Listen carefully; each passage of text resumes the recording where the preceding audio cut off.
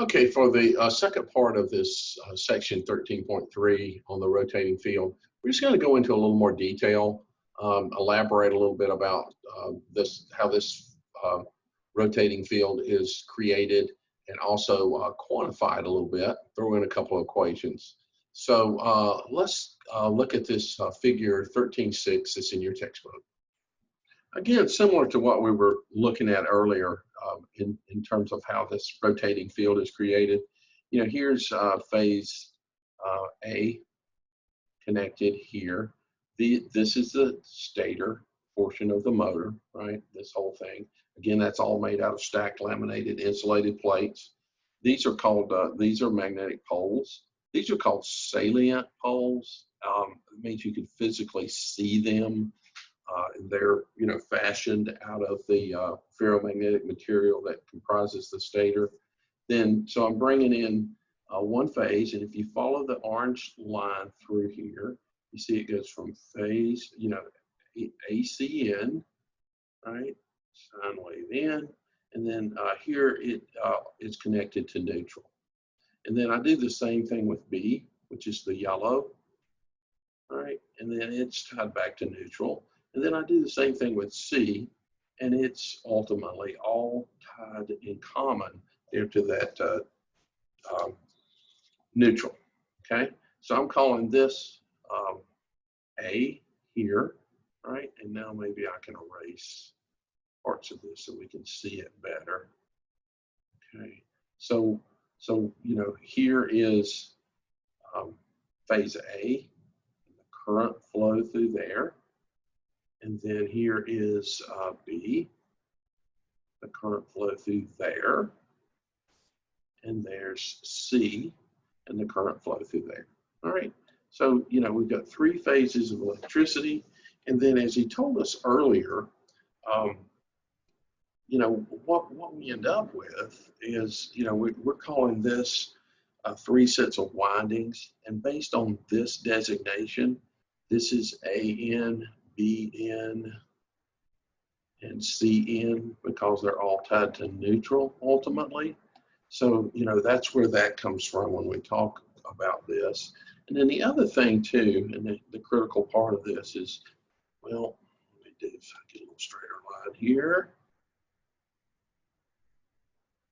You know, it's three phases, right? So here's a phase of AC. And then if I come out here, and I come out 120 degrees, and I'll park another phase here. And then if I came out another 120 degrees, so this is 120 and that's 182, you know, so I kind of got off, didn't I? But anyway, you get the idea. There's three phases of electricity, and each one of them is 120 degrees out of phase from the other. And, you know, so that follows through with this. And as I look at this, I didn't show that at all, did I? I think there's a better diagram in our textbook that'll show that. Okay. So, you know, that's sort of the basis of the rotating field. The two coils in each winding produce magnetic forces that act in the same direction. Okay. And so, you know, what I would see here is a magnetic field, right? And then I would see a magnetic field here, and another one here, and here, and here. And then there's a way that they all come together, right? And we'll see that. We'll all see that also that since these are three AC voltages, 120 degrees out of phase, the current's going to be 120 degrees separate in each phase, all right? So he says, suppose that, you know, we talk about positive currents would be going from, you know, the positive to the neutral, and negative currents would be going from the neutral back to the line. So to enable us to work with numbers, suppose that the peak current per phase is 10 amps. So when I sub A here, this current is 7 amps, the coils of phase A together will produce a magnomotive force that is equal to 7 amps. And he told us earlier that there are 5 turns here, 5 turns there. So there are 10 turns altogether on each one of these. So that would be 7 amps times 10 turns, or 70 ampere turns of magnomotive force created. The current's positive, the flux is directed vertically upward according to the right-hand rule. As time goes by, we can determine the instantaneous value and direction of the current in each winding, and therefore establish successive flux patterns. And we can see that sort of based on figure 13.7, right? So, you know, here is phase A, right? We can follow that through here, right? And then and you can start to see the separation here, right? You can start to see the separation with this. Let's pick another color. Let's go green. And so for phase B here,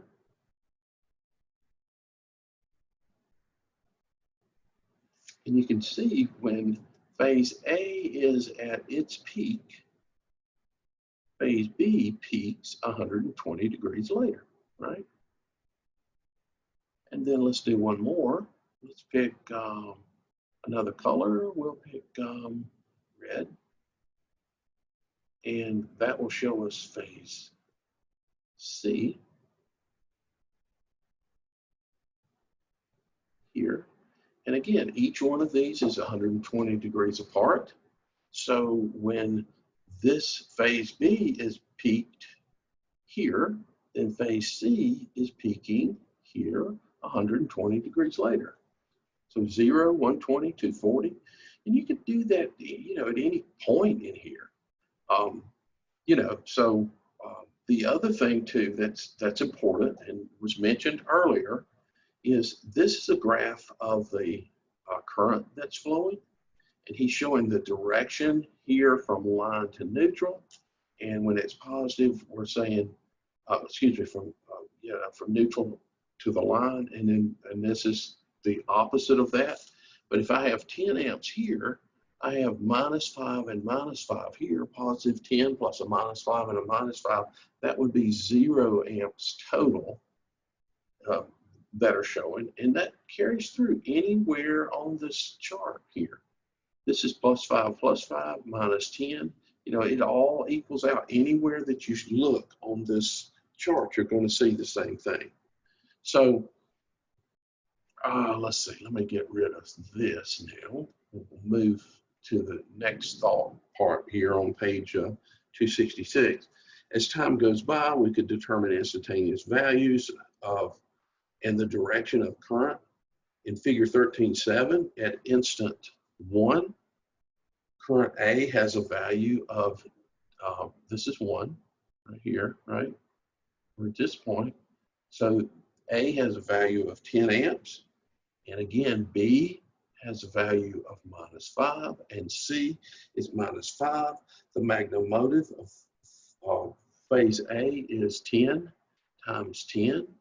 10 amps times 10 turns, or 100 ampere turns, while the MMF of the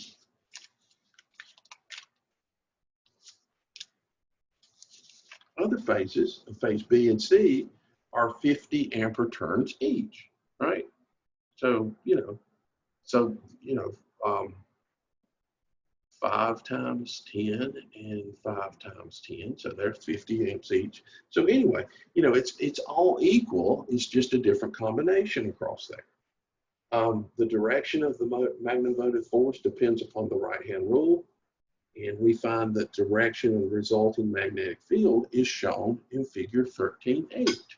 Okay, and you can kind of see that here in these, in the representation here. Right, this is showing the magnetic field in here, and you can't see it really well because it's not that clear, but it is actually rotating through as these 3 voltages rotate through. So let me stop there. I don't want to drag this out much longer, and we'll make a part 3 for this rotating field. This is the hardest part of this, you know. So we'll sort of grunt this out, and then it's kind of downhill from here. All right, let's stop this one.